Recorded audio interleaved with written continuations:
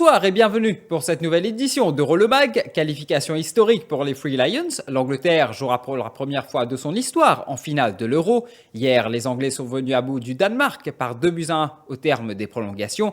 Les hommes de Gareth Southgate ont tangué pendant les 30 premières minutes du match et ont même encaissé le premier but sur un superbe coup franc du jeune Damsgaard à la 30e. Toutefois, les Three Lions ont fini par imposer leur force collective, poussant le capitaine scandinave Simon Kjær à marquer contre son camp sur un tacle décisif à la 39e minute. En seconde période, les vagues anglaises se sont heurtées à la défense au courage des hommes de Casper Jumland. Le score est resté inchangé au terme du temps réglementaire et le match s'est dirigé vers les prolongations. Jusqu'à la 104e minute, lorsque Raheem Sterling, le feu follet de l'attaque anglaise, parvint à se faufiler dans la surface danoise avant d'être bousculé par Joachim Maile. L'arbitre a accordé un pénalty pour les Three Lions, marqué en 2 temps par Harry Kane. 55 ans après son sacre mondial, elle a l'occasion contre l'Italie dimanche à 23h à Wembley de décrocher le 2e titre international de son histoire et son premier Euro. S'il a encaissé son premier but dans cet Euro, un coup franc merveilleux de Michael Damsgaard, Jordan Pickford est entré dans la légende de la sélection anglaise en battant le record d'invincibilité de Gordon Banks. Champion du monde en 1966, le gardien des Three Lions, décédé en 2019 à l'âge de 81 ans, avait passé 720 minutes sans encaisser de but entre mai et juillet 66. Pickford a tenu 4 minutes de plus.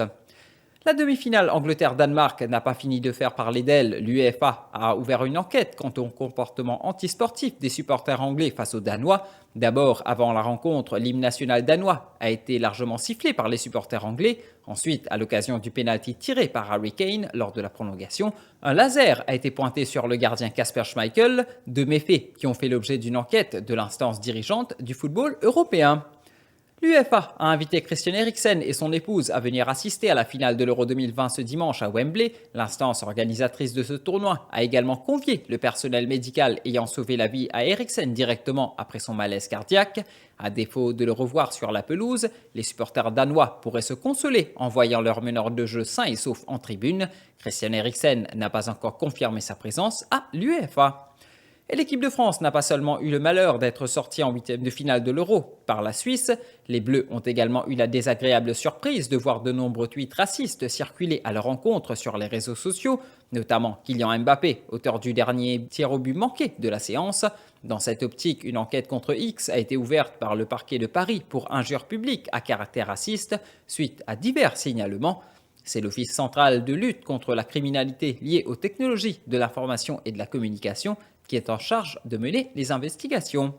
Euro-le-Mag prend fin ici pour ce soir, mais rendez-vous dès demain pour une nouvelle édition.